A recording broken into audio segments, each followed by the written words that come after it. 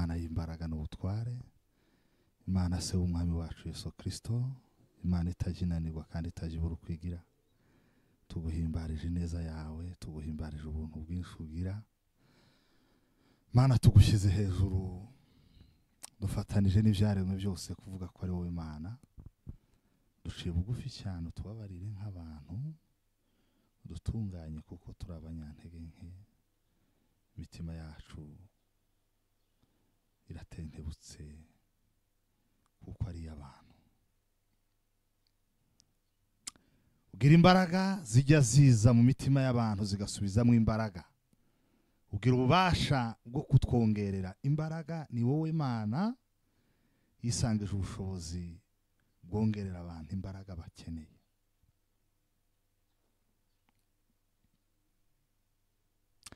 Ciye bugufi cyane hamwe na bene data bose turi kumwe ku murongo. Ndavuze ngo ni wowe Mana, ndavuze ngo ni wowe ushoboye, ndavuze ngo ni wowe rubasha. Imbabazi zawe Mana zihoraho iteka ryose. Ndaguhimbaje ko ari ugira ijambo rya nyuma ku buzima bwacu. Twibuke Mana mu mwanya turi bumare hano. Ndasenze kugira ngo ukuboko kwawe gukomeye kutube hafi. Udukoresha imirimo yawe kandi ubwoko bwawe budukurikiye hirya no hino. Bose babona imbaraga zivuye mu kuboko kwawe no mu kiganza cyawe. Oh, nta joro ridacya, ayingwa hari bwaba bwije muri wowe. Wizere ko bucya, wa munsi wawe wategereje, dore ukugezeho. Ntukabwire Imana yawe ubunini bw'ikibazo, ahubwo bwira ikibazo gukomera kw'Imana yawe. Izagufasha, izagufasha. Kuko Imana si umuntu ngwinanirwa ikibazo, ahubwo menya yuko Imana yawe iruta ikibazo. Izagufasha, izagufasha. Nta gihe kitagira iherezo, nta joro ridacya, ayingwa hari bwaba bwije muri wowe. Wizere ko bucya, wa munsi wawe wategereje, nguyu kugezeho. Ala boni zambre benega aizana forme de beniaku. Ai ntukabwire Imana yawe ubunini bw'ikibazo, ahubwo bwira ikibazo gukomera kw'Imana yawe. Izagufasha, izagufasha we. Paila saome la sambre e la gonifi daole mai. Tangi la sia vandri de mene brobene gaizana fuke ya doba ezao. Ai nta joro ritagira iherezo, kaila sauma brigene zao natide de zanvigene mai. Nadone mar sambrigeni vai toblegeni su. O sandida de zamine avoi gaire de brobene gai. Ai wa musi wawe wategereje, doru kugezeho. Ntukabwire Imana yawe ubunini bw'ikibazo, ahubwo bwira ikibazo gukomera kw'Imana yawe. Izagufasha, izagufasha yo. Kuko Imana si umuntu ngwinanirwa ikibazo, ahubwo menya yuko Imana iruta ikibazo. Izagufasha,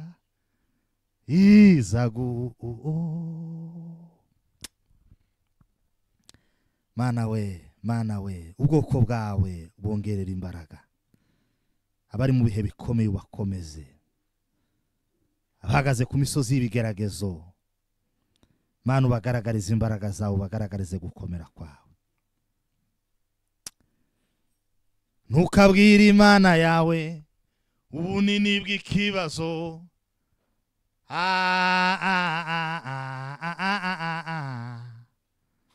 Tatila sao me la brigene sanvi et de managoy. Trambre des anges genivoy. Mana icyubahiro ni cyawe. Mana kunesha no kwawe. Ibihe byose nta yindi Mana twisunga ku manywa n'ijoro. N'izina rya Yesu. Amen.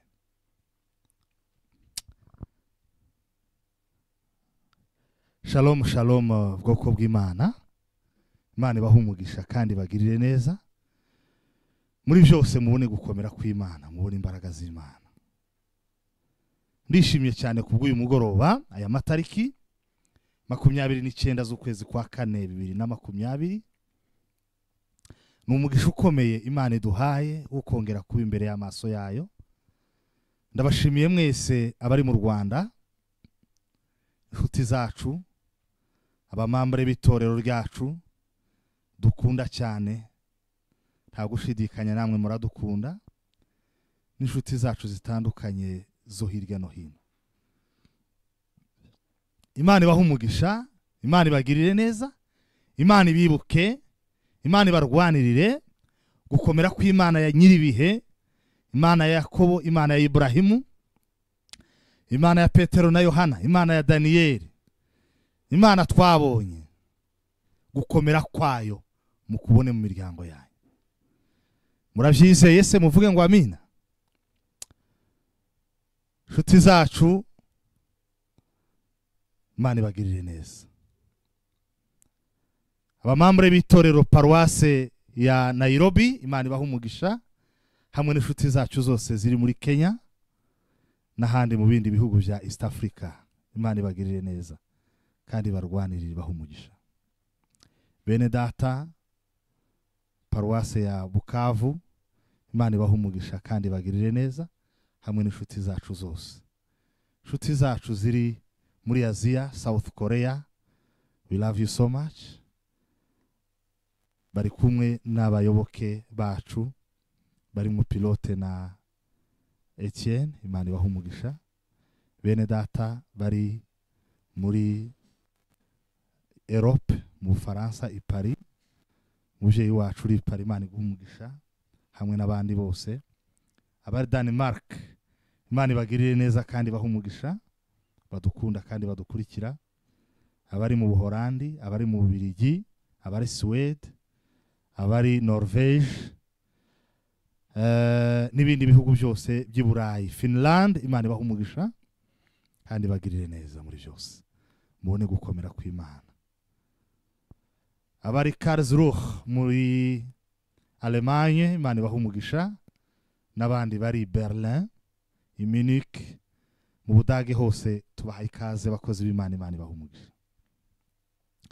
Muri Canada, mwene data Muhora Kefa, Imana iguhe umugisha hamwe n'umuryango wawe aho muri Edmonton, Imana ibagirire neza. Abari Ottawa, Imana ibagirire neza, turabifuriza umugisha w'Imana. Abari Vancouver, Imana ibiteho kandi barwanirire. N'indi migi yose ya Canada turabanezererewe cyane. Abari hirya no hino, ijuru ribaha umugisha kandi ribagirire neza. US, Imana ibaha umugisha. Muzehe Emmanuel, Imana iguhe umugisha hamwe na mukecuru ba Ibrak, Yesu aguhe umugisha. New York, abari Arizona, Imana ibahe umugisha. Umuryango wa Fabrice, Imana ibagirire neza, ibahe umugisha. Mudusuhuriza abana ba Sandrine na Joy, Imana ibagirire neza. Abari Kentucky, Imana ibahe umugisha. Abari Iowa, ba Obadiya n'abandi, Imana ibagirire neza. Umuryango wa Gayi tubifurije umugisha w'Imana, Imana ibahe umugisha mwese. N'umugisha udasanzwe kuri mwe mwese mudukurikira mutuye muri Amerika, tudashobora kwibuka amazina yanyu, ariko Imana ibaha umugisha. Bantagawa, ba Irene, Imana ibagirire neza. Aho muri San Antonio, Imana ibagirire neza kandi ibaha umugisha. Mwese muzamura ibiganza aho muri, dusuhuzanye gusuhuzanya kwera. Imana ibaha umugisha kandi ibagirire neza. Ni byiza ko dusangira ibyiza by'Imana dukoresheje iyi murandasi yacu, tukayisharinga ku ma groups ndetse tukayishyira no ku ma status, kugira ngo n'abandi nabo bifuza ibyiza by'Imana tubane.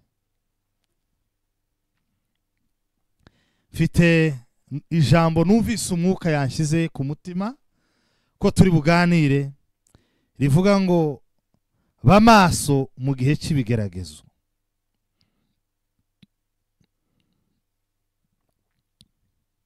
Ndatekereza ko ndafite umwanya munini wo kuvuga, ahubwo yenda dushobora gufata umwanya wo gusenga, kuko imbaraga twifuza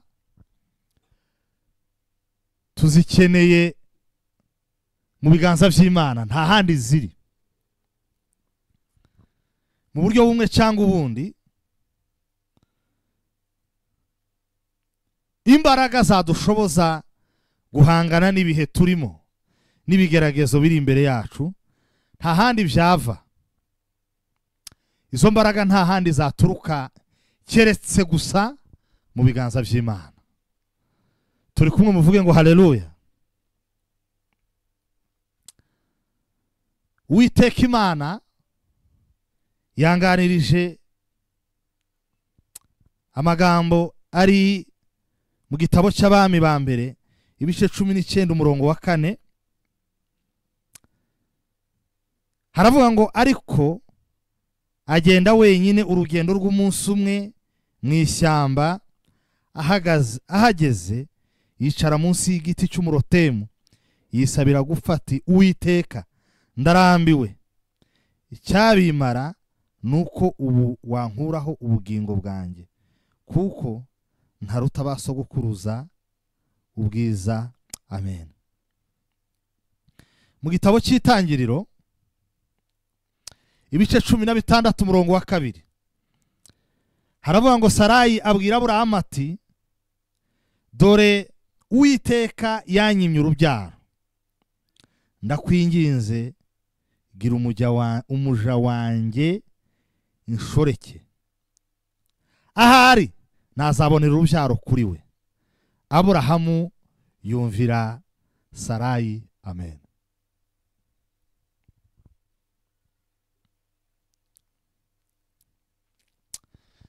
Satani ni umopportuniste,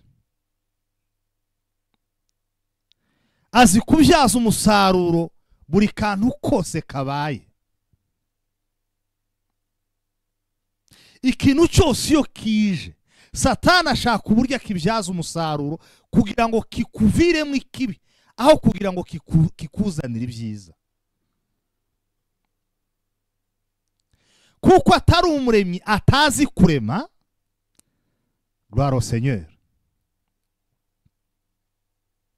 Ajya yifashisha iby'Imana ishyizeho kugira ngo asobaganyirize abantu, arwanye abantu, arindagiza abantu, avana abantu ku Mana.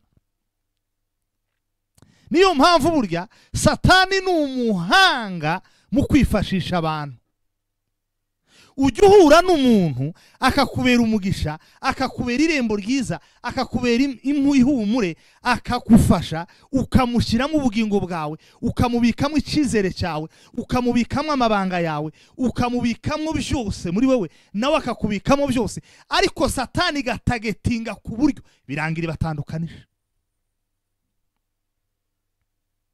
Wa muntu wabonaga mw'ibyiza, Satani gakora ku buryo aguhindukira igisebo, aguhindukira umubabaro ku mutima, nawe ukamuhindukira umubabaro ku mutima we. Azi kubikora, azi kubikora, kuko nta muntu Satani gitandukanya n'undi itarabanje kubaganiriza ngo ibwire buri wese amakosa ya mugenzi we. jamais. Satani ni umopportuniste. Umva, Satani ni Satani ni umutekinisiye uteye ubwoba. Abantu bajya batandukana hagati y'umugabo n'umugore, ntabwo bajya batandukana gusa kubera ko bwakeye mu gitondo. Satani ni umopportuniste. Igibona umuntu akunze umukobwa, umuhungu akunze umukobwa, igatangira ikiga uburyo izabatandukanya, ikarema umubabaro mu mutima w'umugore, ikarema umubabaro mu mutima w'umugabo, ku buryo bazabana buri wese atanezerewe. Satani izi kubyaza umusaruro abantu. Nico gituma intambara nyinshi tugira Satani yazinyujije mu bantu, akaba aribo baturwanya. Kandi ntiturwanywe n'abatatuzi, tujya turwanywa n'abatuzi. Nta munsi n'umwe umuntu arababazwa n'utamuzi. Oya, nta n'urababazwa n'uwatazi. Oya, umuntu ajya ababazwa n'uwo baziranye, umuntu ajya akomeretswa n'uwo baziranye. Ni ukuvuga ngo iyo Imana ihuje umuntu n'undi, iba ifite umugambi mwiza, iba ifite icyo yabahurije, kugira ngo azakumarire ikintu nawe umumarire ikindi, mwuzuzanye munezerwe. Kuko imbaraga z'Imana zose yazibitse mu bantu, ariko igenda izigabanya uko ishatse.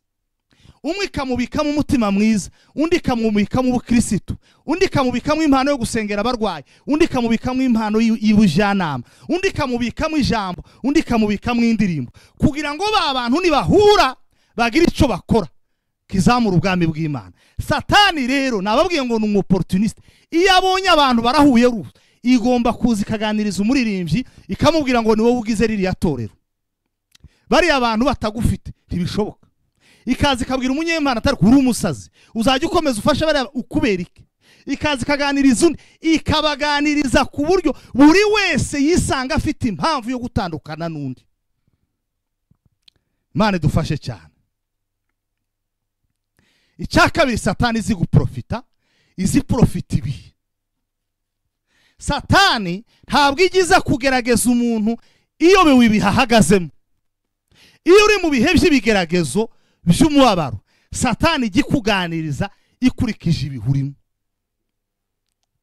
Iyo uri mu bihe by'umunezero, Satani igikuganiriza ikurikije ibihurimo.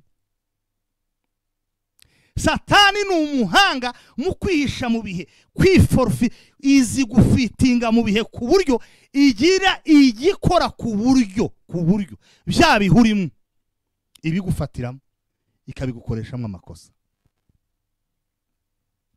Mubyumve neza, ntabwo ari ibihe by'ibigeragezo gusa, n'ibihe byiza igihe unezerewe. Satani ni umuhanga.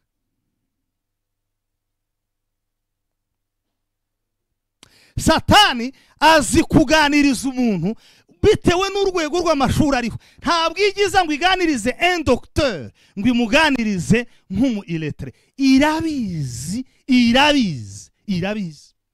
izi kwifashisha ibihe umuntu ahagazemo. Iyo ufite amafaranga ibiyareba irayazi, izigenda ikakuganiriza ikaziya gutungira urutoke ikayakwereka. Iyo ntayo ufite nabwo izi kuganiriza nk'utayafite.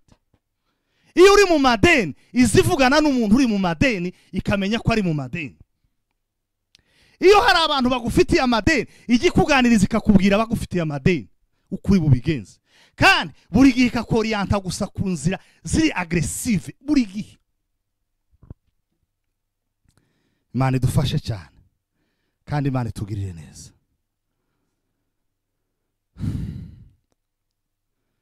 Icya gatatu, Satani izayifashisha ibigeragezo. Ibihe habamwe ibyiza hakabamwe ibibi, ariko ibihe Satani kuze kwihishamo ni ibihe by'ibigeragezo. Kuko umuntu ukenye ntazatekereza neza. Iyo umuntu akenye ntazatekereza neza, imvugo nziza ziba ziri kureye ntazaba umunyakuri. Iyo umuntu ashonje ari umukene agira ukuri guke cyane. Imvugo ze buri gihe ziba zuzuye uburyarya kugira ngo agire icyo akuraho abantu, ariko mu by'ukuri ni gakeya kugira ngo umukene azavuge ibimuvuye ku mutima. ukabona umukene aravuga ibintu by'ukuri, ni ukuri uwo muntu aba ari umukristo ku rwego rwo hejuru. Muvuge ngo haleluya. Oh haleluya Baba mwenye nguvu. Umubabaro abantu bagendana, ibikomera abantu bagendana, ibintu abantu bagendana byabahejeje mu gahinda gahoraho, ibintu byakuye abantu kumana, byatandukanije abantu kumana, ibitaranyuze mu bihe ngo Satani yifashisha ibihe, byanyuze mu bantu. Satani yifashishije abantu ibikamo umuntu umubabaro w'iteka ryose, itandukanye umuntu n'Imana. Ibyo Satani tifashishije ibihe, yifashishije ibigeragezo. Uyu munsi ndagira ngo tuganire hejuru y'ibigeragezo. Bamaso mu gihe cy'ibigeragezo. Muvande, bamaso mu bihe by'ibigeragezo. Ube maso mu gihe cy'ibigeragezo byawe. Umukristo ukuze, kimwe mu bimuranga ni ukumenya gutandukanya ibihe no kumenya gutandukanya umuntu na Satani iri kumukoreramo, no kurangiza ku mugongo w'ikigeragezo. Umukristo azatandukanya abantu na Satani yobakoreramo. Ndavuga umukristo ukuze. Mwibuke ko turi kuvuga ku bakristo bakuze no gukura mu bukristo. Umukristo azamenya gutandukanya ibihe, akamenya n'uburyo abyitwaramo. Umukristo ntazareba ku isonga ry'ikigeragezo, ntajya areba kuri face ibanza y'ikigeragezo, ntajya ahura n'ikigeragezo ngo akirebe mu maso. Oya, ajya areba ku mugongo w'ikigeragezo, kuko iyo urebye mu maso y'ikigeragezo kigira iterabwoba, ariko iyo urebye ku mugongo uzubona igisubizo kiri ku giheswe n'ikigeragezo, kuko nta kigeragezo kiza gikurikirana n'ikindi. Byanze bikunze hagati y'ikigeragezo n'ikindi hagomba gucamo amanywa y'umuntu. Ikigeragezo cotinda, ariko umva kubwira, nta kigeragezo kizahoraho. Atukuke Baba Mungu mwenye nguvu na uwezo. Ai Baba mwenye nguvu na uwezo we. Reka mbabwire ibi bintu ku bigeragezo. Icyambere, ikigeragezo kiza kiganira, kigira kanwa, kiza kivuga.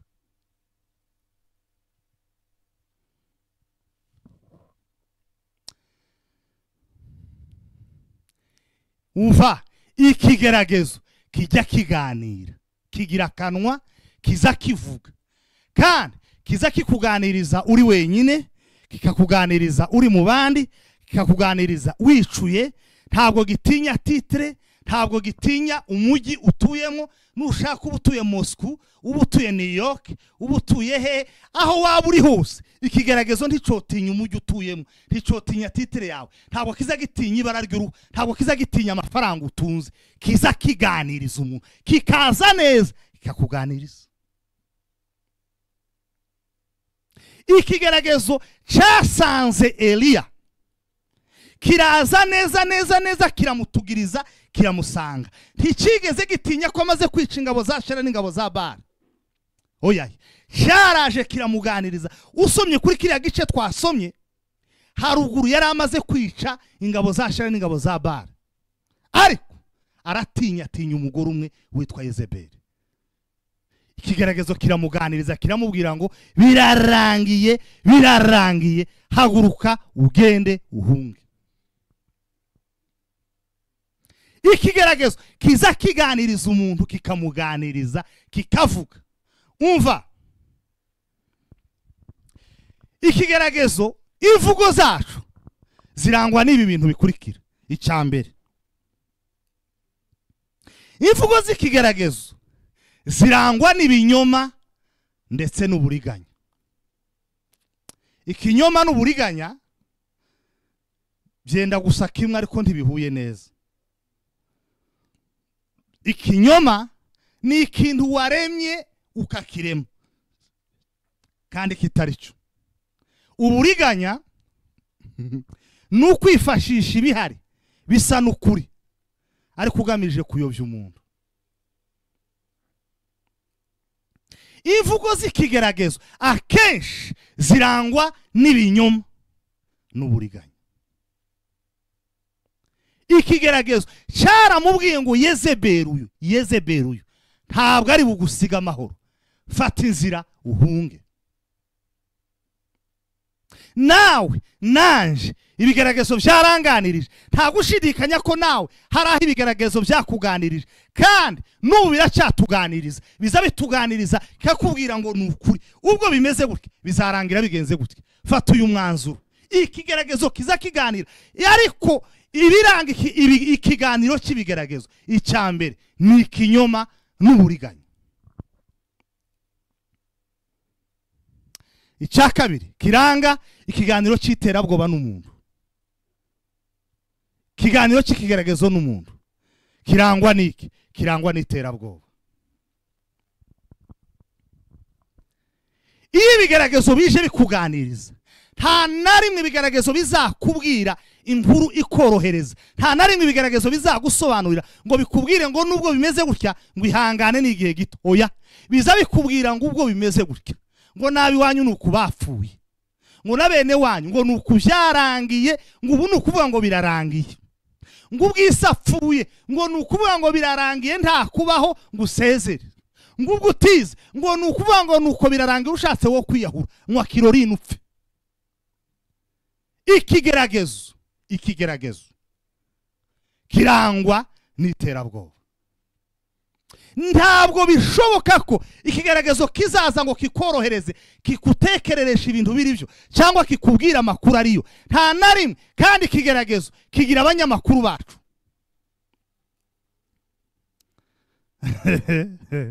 Ntikiza kivuga gusa, kiza gitira n'abanyamakuru. Bibiliya zivuga abantu bigeze kuza gusura Yobu, basanze ngo ari mu kaga, bakaza bakamubwira. Ubwo siniriwe mvuga umugore we, Satani igira abanyamakuru iza yifashisha ikabatiza amakuru y'ikigeragezo uhagazemo, amaze bakakiryosha, amaze bakacanariza maladroit, mu buryo buri maladroit, bakacanariza, bakaza bakakuganiriza, bakagucuragurira, bakaguhagarara imbere n'inyuma, iburyo n'ibumoso, bakagukandagira, bakagukandagana nk'ikirengeti bari kumesera mu ruzi, umuntu agahinduka interi. Satani ni umuhanga mu guprofita ibigeragezo bavande. Ikigeragezo kiza kiganira, kandi kiza kiganira amakuru yuzuye ibinyoma n'uburiganya. Kabiri, kiza kiganiriza amakuru y'iterabwoba. Ikiganiro kandi cy'ikigeragezo ntabwo kiza kigarukira kuri wowe wenyine ngo kize kuganirize mu ijwi rituje. Oya, ikigeragezo kiza cishakira abanyamakuru, kikakuzanira abanyamakuru baza kuganiriza ngo ariko nguriya muntu ngo muri inshuti ngo kubera iki, ngo uzubona hari cyo yo kumarira, ngo hari cyo azakumarira, ngo uzi kutagira ubwenge, ngo wazamuvuyeho, wazamututse, wowe uracubaha umugabo bigeze hariya, iyo uzi ko wapfuye, wamututse wagipfuye. Mu mujyi hari abantu bacubaha abagabo kuriya, yewe hari abantu bagisenga bene kuriya, wowe hari abantu bakirara mu butayu, wowe urashiriza ukamara iminsi 2 utarya, ngo uzaba Yesu se, uzopfira ikanisa se, uzogira uva kubwira.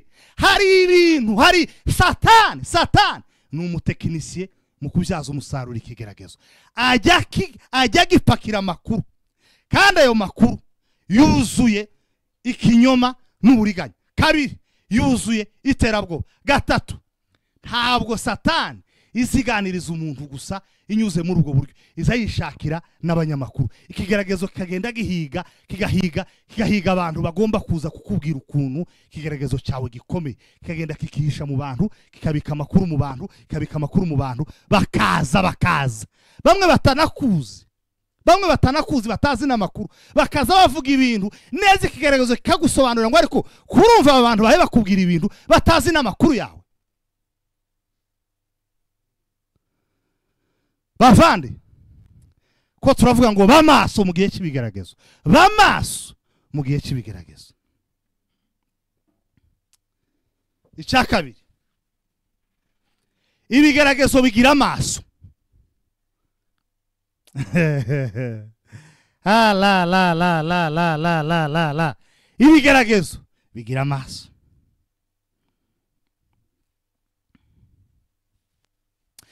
Ikigeragezo kiza kikakwereka ibintu bidahari, kijya kirema umusozi udahari kikawurema gutya, kikawurema ukabaho, ukicara ukabaho. Hari umugabo twigeze kuja gusura Inyamagabe, aratubwira ngo tutamugeraho arapfa, ngo tugereyo aratubwira ngo amaze iminsi ngo yumva ngo umusozi uzomugwaho, kandi atuye ahantu ku gatopu, nuba ni hagituye atuye ahantu ku gatopu. Ese uwo musozi uzakugwaho uzubona he? Ngo azawubona hano hejuru y'inzu. Uzubona umusozi hejuru y'inzu ukabona umusozi ugiye kukugwaho, ngo nzambona umusozi neza ngugiye kungwaho.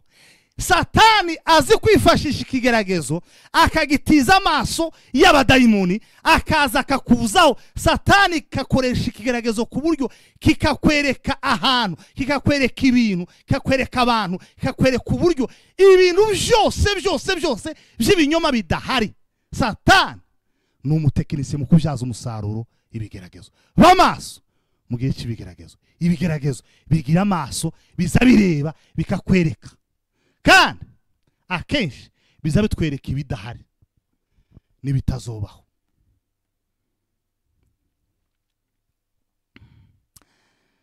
Ai baba mwenye nguvu we, haleluya. Ikigeragezo kiza kikwereka iherezo ribi gusa, ikigeragezo kiza kikwereka abanzi gusa, ntabwo kijya kikwereka aho ubutabazi buzava, kijya kikwereka aho abakongerera umusonga bazava. Kikakubwira ngo aya makuru kubwiza ukuri, abantu bo muri Kenya barayazi kandi ko baravuga gutya. Waja mu bukwe abantu bongorerana ngo buriya nije bari kuvuga, abantu baseka bari kwivugira amakuru y'ibyabaye muri Kongo, y'inka zavyaye inyana, y'abagabo badaguye kuri boda, y'abagabo basize resepase bakagenda nta resepase, ko baraseka bagagaye bisekera bari kuvuga inkuru zabo. Ikigeragezo kikakwereka ngo urareba reba bari abantu bari guseka, bari niwe bari guseka. Abantu bibereye muri gahunda zabo, abantu bari mu ijuru, abandi ko barerekwa ko barivugira iby'Imana yarayivuze, cyangwa ko baravuga amasezerano yasohoye, ko barongorerana amasezerano yasohoye. Wowe nguburiya nije bari kongorerana. Umva nkubwira bamaso mu gihe cy'ibigeragezo. Muvuge ngo haleluya. Ikigeragezo kijya cyereka inzira umuntu, inzira. Eliya cyamweretse inzira yo guhungira munsi y'igiti cy'umurotemu, kiramubwira ngo aha handi hose nta buhungiro, nta kundi kubaho. Umva, inzira ni imwe, ja munsi y'igiti cy'umurotemu uje gupfa. Ikigeragezo kigira amaso, kandi ayo maso aza kuyobora gusa inzira y'ubuyobe. Ntago ikigeragezo kiza kiyobora umuntu mu nzira itunganye. Ai mu murwa mwiza umutima uzaruhukayo, ubukene n'imibabaro bishize, ntabwo n'ibyago bizongera kubaho, kuko nzaba maze kugera mu ijuru. Mu murwa mwiza umutima uzaruhuka, ubukene n'imibabaro bishize, ai bizongera kubaho we, kuko nzaba maze kugera mu ijuru yo. Kanga aila sambre de fonegaide ajime de venegare de brobenega izanifo promotion veniga ilaxi ashime des envigene moribredas. Atukuke Baba Mungu mwenye nguvu na uwezo, haleluya. Ikigeragezo kirayobora, kiza kikuyobora. Iyo utabaye maso mu gihe cy'ikigeragezo kiza kikuyobora, kikakubwira ngo ibi bintu maze mu gihe kirekire uri umusazi. Ese iminsi umaze uja mu butayu warasaze, wabuvuyemo? Ese aho wahamagariye abantu ngo bagusengere byatanze iki? Fata iyi nzira ja no mu y'abapfumu, ugerageza urebe. Iyahure wagifu, uri igifu wakwiyahuye.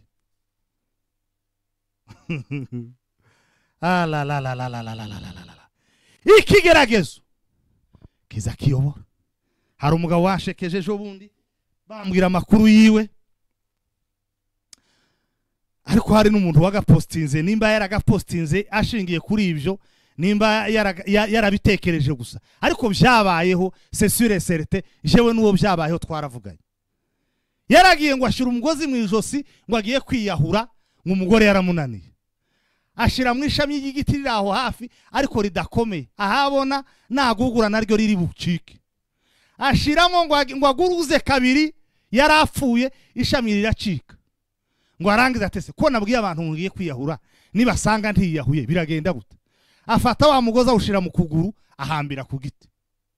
Abantu ngo baze se ko wiyahuye ugaziri ku kugura, tuva mbabwire nashize mu ijosi nari mfuye, mumbabarira.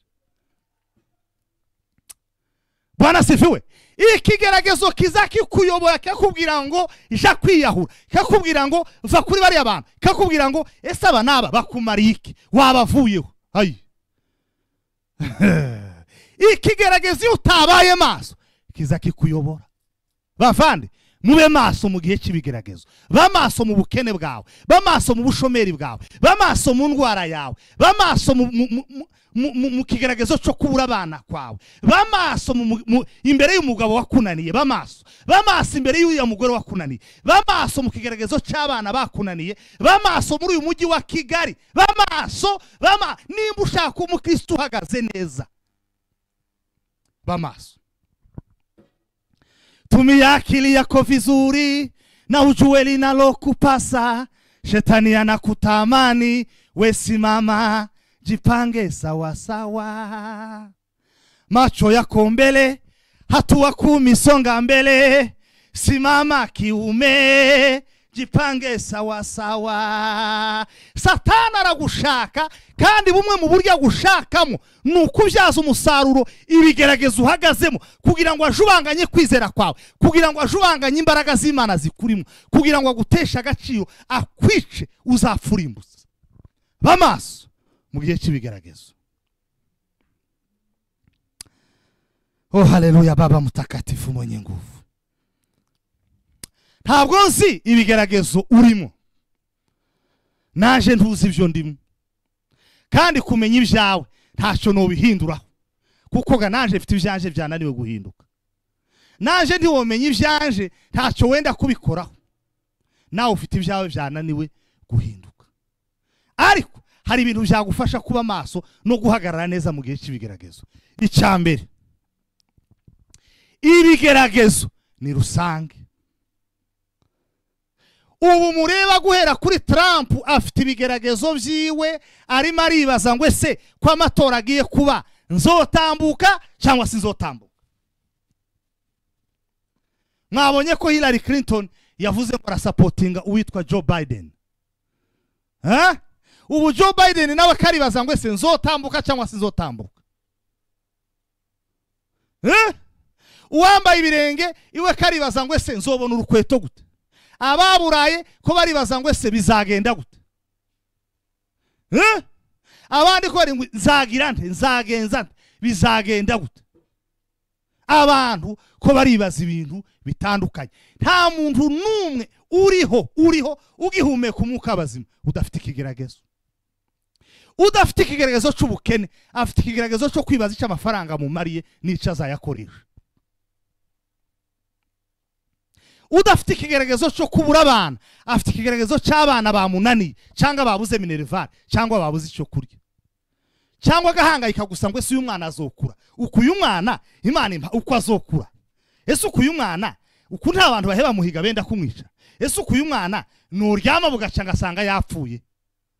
Abantu bose ibigeragezo biri rusange muvandi. Ntabwo ari wowe wenyine ufite ikigeragezo. Nimba utarashatse, hari abandi bashatse barutwa n'abatarashatse, hari ababyaye barutwa n'abatarabye. Ibi ndabikubwira kuko hari abazabivuga bakabimbwira mu matwi, akambwira atabana banje bose baba hano mu muhanda, nta uzu nsuhuza, nta uzu urari wanje, nta muntu n'umwe uzumpamagara, nzamuhamagara ntibanyumve. Banze gushaka nabanywa nzoga, nabanywa rumogi, bavuye mwamenyo, baba kwa Gacinya gusa mu nzererezi.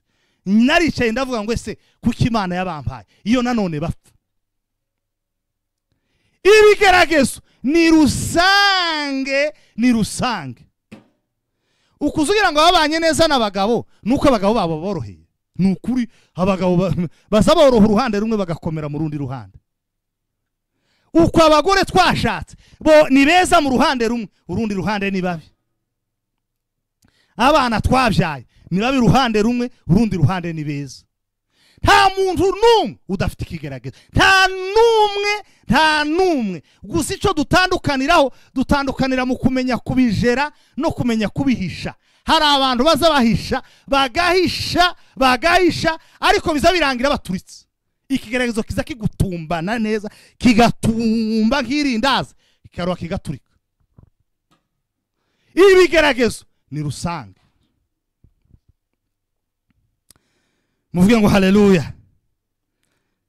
Kabiri, ibigeragezo nta handi biba atari muri ubuzima.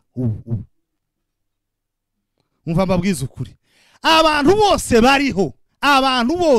bariho keretse umuntu wapfuye, ariko abantu bose bagihumeka umwuka abazima. Muri ubuzima niho ibigeragezo bigenewe. Ushaka kutaba mu bigeragezo nategereza ubuzima buzorangira.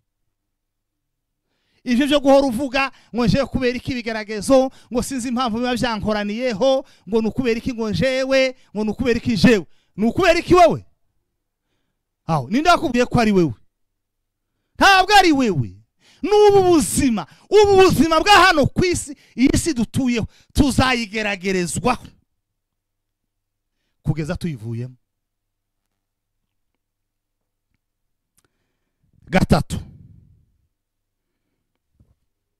ikigeragezo n'umunzani udupima. Iyi ni imyumvire y'umukristo ukuze. Iyo ushaka kumenya ko igiti gikomeye, uzukinyeganyeza kugira ngo making sure ko gishoye imizi neza, gikomeye.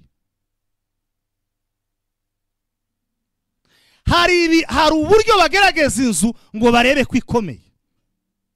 Hari uburyo bapima ubutaka kugira ngo barebe ko bukomeye bushobora gushingwaho inzu, bushobora kubakwaho inzu. Ibigeragezo biza kugira ngo bitubwire aho duhagaze. Uhagaze ku musenyi akagaragara, uhagaze ku rutare akagaragara. Ibigeragezo bijya biza kugira ngo binyeganyeze tumenye aho duhagaze. Muvuge ngo haleluya.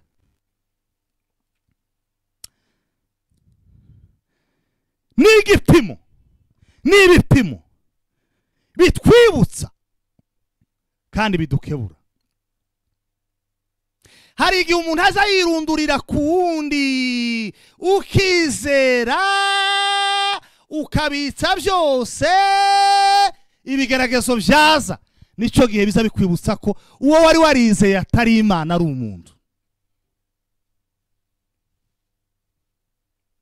Hari igihe umuntu aza yubakira ku muntu akagira ngo adahari ubuzima ntibwobaho, akagira ngo adahari ntiyokwiga, akagira ngo adahari ntiyorya, akagira ngo adahari ntiyogira. Imana ikaza gutya ikamwiba gutya, ukayoberwa uko imutwaye, ukisanga usigaye gutyo, ukaza bibaza ngo ese ndaja he, nderekera he, ninde uzongera kumvugisha? Imana izishaka kugira ngo ivaneho ibigagiro, isigaze yo yonyine, kuko niyo yo kubakirwaho, niyo yo kwizerwa, niyo izi kwambika, niyo igutunze, niyo nshuti yawe. Abandi bose wagize inshuti zihoraho, ntabwo bahoraho. Abandi bose wubakiyeho, nabo sabo kubakirwaho, nabo bakeneye aho bubakira. Abantu bose wegamiye sabo kwegamirwa. Imana izizana ibigeragezo rero kugira ngo ikwereke ko aho wari wegamiye atariho heza, hari ahandi ugomba kwegamira hahoraho hiteka ryose. L'assemblée des engives, garde assemblée de banigari de vone brare de zobi, au phare de menegari de zambrige ne vorida ne koi, a jamais de venigeri e brobenegai. N'igipimo kiba kije gupima ukwizera kwacu, n'igipimo kiba kije gupima uburyo twiringira Imana, n'igipimo kiba kije gupishira ku munzani inshuti zawe nyazo nizakuryaryaga. Mu gihe cy'ibigeragezo n'umunzani, ikigeragezo kiba kiri gupima gutya abantu bamwe bagatakara hanze, ikigeragezo kiza ari nk'uruzi rwuzuye kugira ngo aboroheje za nshuti zoroheje zitwarwe n'uruzi, inshuti zikomeye musigarane kuranyumva neza, musigarane mu kigeragezo, uzamenya inshuti zikomeye musigarane, kuko mu kigeragezo nta mikino ibamo, nta mikino gutya iyo imwisama amagara hahandi mu mvura y'amahindu mu rubobi mu bunyerere, nta mukino ubamo. Ukabona umuntu arahagaze mu bigeragezo nk'abakarovara ukuntu nababonye 2017 mu kwezi kwa gatanu, ukuntu nababonye abakarovara nkababona biriya nibyo byanyeretse ko muri inshuti. Naho ibindi bihe byose ubu nyine tunezerewe twadutera za haleluya hoziyana, oya ubu nyine biroroshye cyane uretse ko bigikomeyemo, biracyakomeyemo. Umunsi tuzubaka batima gutya tukayubaka, nibwo muzomenya ngo twari dufite inshuti zindi zadukundaga ariko zadukundiraga ibihe twagombaga kuba turi.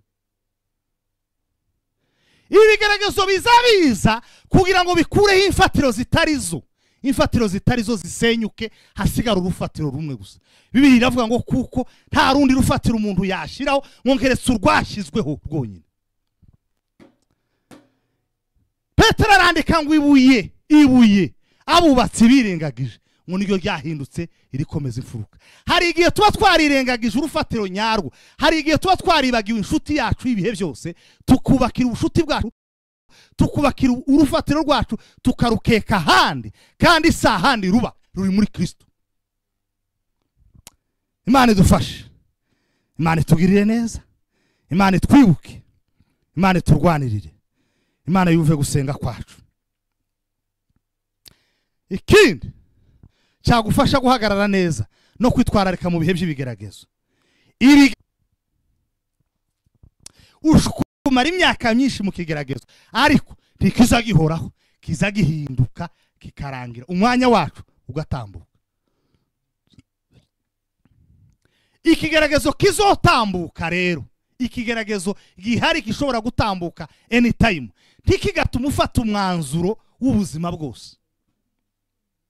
Ikigeragezo cy'umwaka umwe ntikikakuvuga kizabera umuvumo abagukomokaho. Ikigeragezo cy'igihe gitoya ntikigatuma uhemuka. Ikigeragezo nubwo gishobora guhinduka, bivuze iki? Kimwe kiza kivaho hakaza ikindi, ariko nta kigeragezo gihoraho, kiza kigatambuka, na cya kindi cyaje kigatambuka, n'ikindi cyaza kigatambuka, n'ikindi cyaje kigatambuka. Aho gutinda ubaza ngo ese kubera iki ibi bigeragezo, ukwiye gutinda ubaza ngo ese niki Imana ishaka ko niga muri ibi bigeragezo. Kiruka mu bantu ntaco bo bikora, baragishoboye se, barabishoboye, ndetse gabenshi ntibaba bashaka ko bikuvaho. Ese urabizi nabyo, abenshi ntibaba bashaka ko bivaho, baba basenga ngo bigumeho, ukandaganwe neza, biguhondahonde. Abandi byamara kubafata bakiruka ngo bagiye kwiyahura. Kwiyahura si wo muti, si cyo gisubizo. Igisubizo cy'ibigeragezo ufite, igisubizo cy'ibibazo urimo, igisubizo cy'intambara urimo uhagazemo, nukuri neshershe bya 14 kiri mu maboko y'Imana, kandi uzahungire ku Mana. Bibiliya iravuga ngo Imana ibwira Dawidi, iramubwira ngo ibyaha byarirundanije cyane, bimaze kuba byinshi, ndashaka ngo uhitemo ibihano bitatu ngomba kubatera. Icyambere uhitemo mugiga, cyangwa nibikunanira uhitemo inzara, cyangwa nibikunanira uhitemo muzatwarwa iminyago, nzabagabiza abanzi babatware. Dawidi yari yarasobanukiwe ko ibyiza byose bitari mu maboko y'abantu, biri mu maboko y'Imana. Abwira Imana ngo Mana, ntabwo mpisemo mugiga, ntabwo mpisemo inzara, biragatsindwa kandi gutwarwa iminyago n'abanzi bacu, mpisemo ikintu kimwe gusa, nje mu biganza byawe. Nimba utwisha, nimba ugira gute, mu biganza byawe ariho niho tuje. Abarayitsinze, umva mbabwire, ahandi hose uzutekereza ngo igisubizo kiri, nta handi. Inzira yose ikuganisha ku Mana. Abantu bose uzabona mu bigeragezo byawe bakohereza aho Imana iherereye. Abantu bose uzumva mu bigeragezo byawe bakubwira ngo Imana. Ahantu hose uzumva bavuze ngo Imana, uri mu gihe cy'ibigeragezo, aho hantu uzahatinde, aho hantu uzahakurikire. Kuko igisubizo cy'ibigeragezo, imbaraga zinesha ibigeragezo, imbaraga ziba hejuru y'ibigeragezo, imbaraga zihindura ibihe by'ibigeragezo zikabihindura nk'umunezero w'umuntu. Nta handi, si mu mafaranga, si muri bene wanyu, si mu nshuti, si muri Amerika, muri Canada, si ahandi, ni mu biganza by'ishobora byose. Bibiliya yatubwiye ngo Sara abwira Aburahamu ngo aramubwira ngo byararangiye. Ndagira ngo nkubwire ngo ntibyarangiye, ikibazo nuko utoba amaso gusa mu gihe cy'ibigeragezo. Igisubizo cyawe kiri mu biganza by'Imana. Pawulo yandikira Abefeso igice cya 5 umurongo wa 15 n'uwa 16, arabandikira ngo nuko mwirinde cyane uko sinzi amabuye uhagazemo, sinzi amagambo uri kubwirwa muri iki gihe. Ikigeragezo ni rusange, ibigeragezo byose uri kubona mu isi ni rusange. Ikindi, ibigeragezo bizabihinduka ariko ntibihoraho, bizashira. Ikindi, ibigeragezo ni igipimo, bizabidupima kugira ngo bigaragaze kwaho twubatse atariho tugomba kubaka ahandi.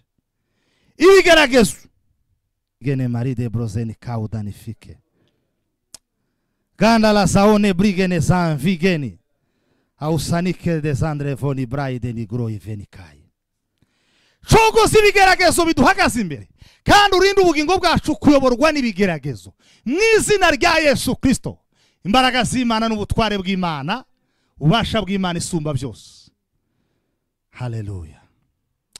Icyubahiro ni cyawe, ubutware n'ubwawe, kunesha n'ukwa ibihe byose mu izina rya Yesu. Amen.